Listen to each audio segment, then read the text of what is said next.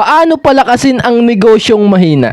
Mahina ba ang negosyo mo ngayon? Sa usapan natin to, yung negosyo mong mahina, paano yan palakasin? At yan ang ikikwento ko sa iyo. Kung paano ko napalakas ang negosyo. Kaya mahalagang tapusin mo ang buong bidyong to. So by the way, kung hindi mo pa ako kilala, ako nga po pala uli si Darcel Robles. Isa po akong negosyante na may 5 taon na pong karanasan sa mundo ng pagnenegosyo. Paano palakasin ang negosyong mahina? Kung gusto mong malaman yan, may kwento ko sa'yo. Ito yung istorya ng buhay ko, way back 2020. Bago mag-pandemic, ako'y may babaeng nililigawan. Siya yung babaeng sobra kong minahal. 2019 nililigawan ko pa siya. Tapos eto na, way back 2020, naging kami nun, 2020, lockdown. Tapos ako, nagtayo ako ng negosyo niyan. Way back 2020, yan yung baguhan pa ako sa mundo ng pagnenegosyo. So nung ako'y nagne-negosyo nun, hati ang oras ko. Hindi ako masyadong focus sa negosyo. Kasi bawat message sa akin ng minamahal kong babae, gusto ko siyang makausap lagi.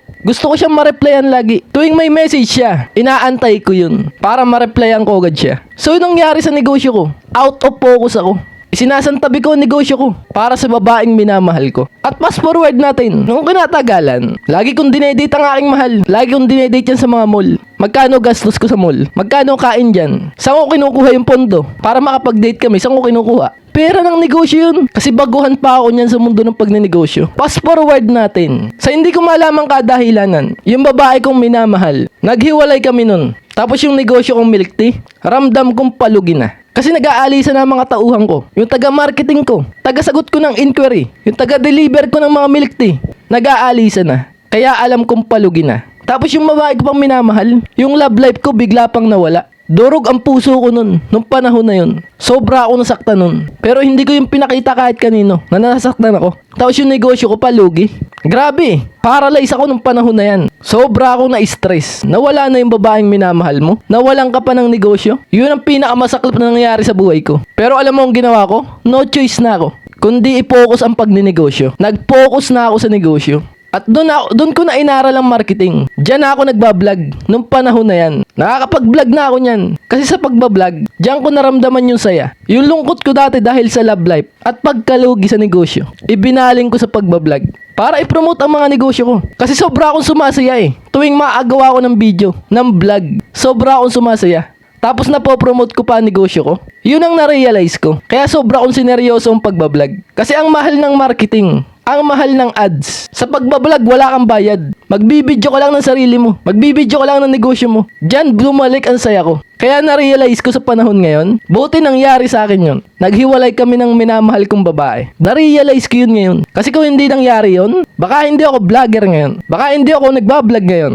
Baka ganun pa rin ako katulad na dati. Nagastos ako dito, gastos ako doon para makapag-date. Yun ang na-realize ko. Kaya sobra ko siyang pinagpapasalamat ngayon na nangyari yun sa buhay ko. Tapos inaral ko pa ng inaral yan. Yang marketing at sales na yan. Yang 2 departamento sa negosyo. Yan 2 yan. Ang inaral ko ng inaral nun. Nung panahong lugmok na lugmok ako, nag-vlog na ako. Tapos inaral ko ang marketing. Inaral ko ang sales. Doon ko napalakas muli ang mga negosyo ko ngayon. Kaya na-realize ko talaga sa panahon ngayon. Buti nangyari sa akin yun. Kung hindi, wala ako dito ngayon. Sa harapan nyo na nagbabahagi ng libreng kaalaman sa inyo. Kaya ito ang gusto kong iwan sa'yo. Kung paano palakasin ang negosyong mahina. Pinakauna mong gagawin. Itong negosyo mong mahinang to, kailangan 100% mapokus mo yan. Yung tipong wala kang pakialam kahit ano. Tanging ito lang. Pag ninegosyo lang, pagkagising mo, negosyo. Kausap ng customer. Pagandahin ang produkto. Bago ka tumulog, mag-post ka. Pang marketing mo. Para marami pang mga taong makakita ng mga produkto mo sa negosyo mo. Isang tabi mo muna lahat. Kung meron kang babaeng minamahal, love life. Isang tabi mo muna yan. Baka magaya ka sa nangyari sa akin dati. Nung pinokus ko yung love life, nung nawala yung love life, damay pati negosyo ko nawala. Nalugi. Kaya yan ang gusto kong iwan sa'yo. 100% negosyo ka muna. Kasi kapag nagtagumpay itong negosyo mong mahinang to, madali na ang lahat. Mga kamag-anak mo, pag yumaman ka, bigyan mo sila. Babait sa'yo mga yan. Yang nililigawan mo, pag nagtagumpay itong negosyo mong mahinang to, babalikan ka niyan. Hanga yan sa'yo. So ano ang dapat mong gawin? Negosyo ka muna. Unahin mo muna ang negosyo. 100%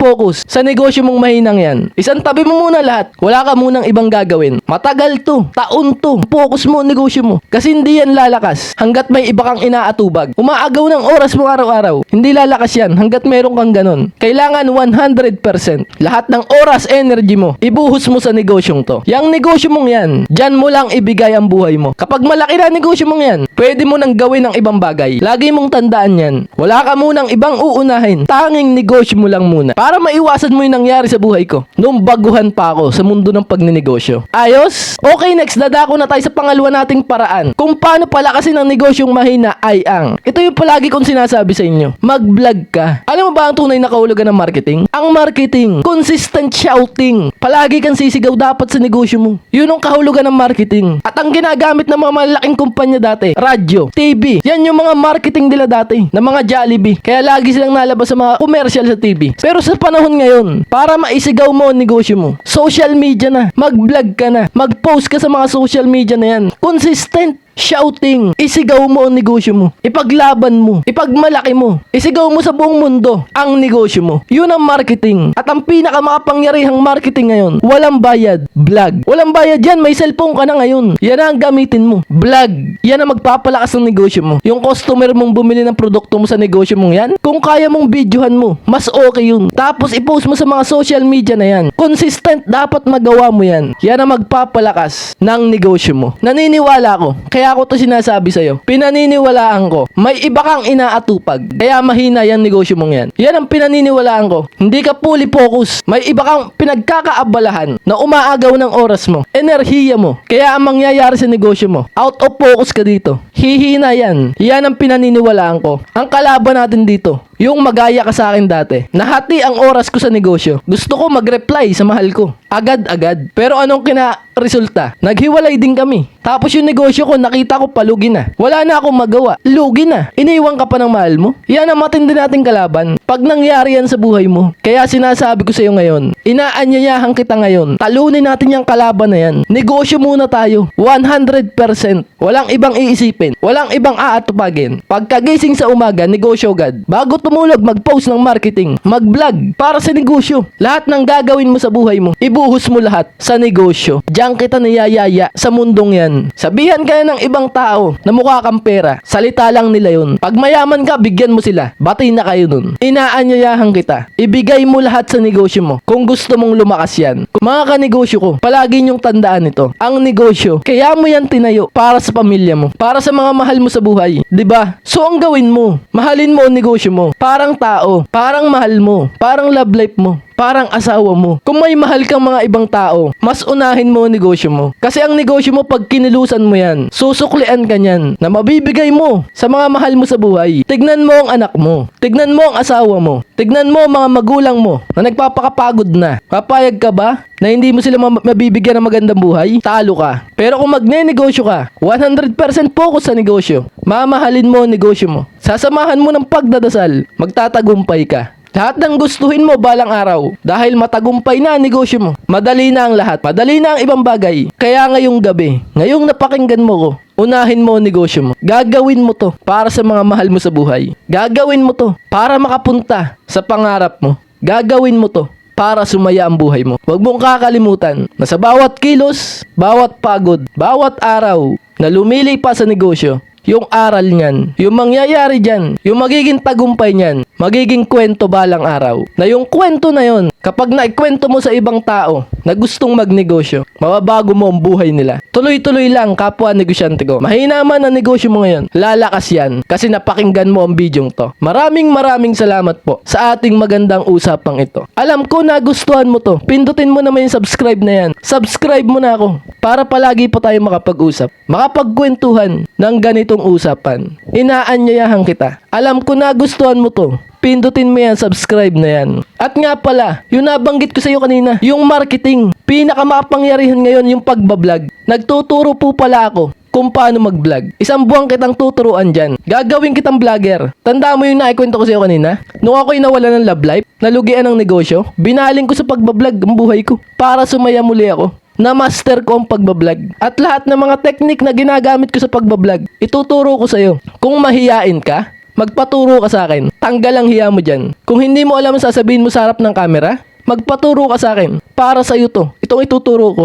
Kapag naturuan kita mag-vlog, 1 linggo pa lang, ramdam mo na ang resulta. Mapopromote mo na agad ang negosyo mo. Mapapadami mo ang customer niyan. Kasi consistent shouting. Palagi mong isigaw ang negosyo mo. Yan ang ituturo ko sa'yo. Araw-araw kaya mo mag-vlog. Kakapal ang mukha mo sa harap ng camera. Makakapagsalita ka na sa harap ng camera. At magiging kilala ka. Magiging famous ka. Kasi lagi ka nilang mapapanood sa kanilang mga cellphone. Ang atensyon ng mga tao ngayon na cellphone na. So kapag naging vlogger ka, lagi ka nilang mapapanood. Magiging kilala ka. Magiging famous ka. Kung magpapaturo ka sa akin ng 1 buong buwan. Gagawin kitang mahusay na vlogger. Tetrainingin kita. 1 month yan. Hindi yan madali. 1 buwan yan. Araw-araw gagalingan natin. Araw-araw magtatrabaho tayo para mapagtagumpayan ko. Maging vlogger ka. Kung gusto mong sumali dyan, mag-comment ka sa baba. Or i-text mo ako sa number na to. Pwede mo akong tawagan sa number na yan para makapag-usap tayo. At makapag-enroll ka na sa program ko. Natitrainingin kita. Maging vlogger. Pustahan tayo. Magiging vlogger ka. Yan ang ipupusta ko sa'yo. At nga pala po sa mga gusto pong kumuha ng ating libro, The Tubo o Lugi Book. Kung gusto mong tumubo sa negosyo mo, bilhin nyo ang librong to by Darcel Robles. Sa mga gusto pong umorder ng ating libro, text lang po kayo sa number na yan.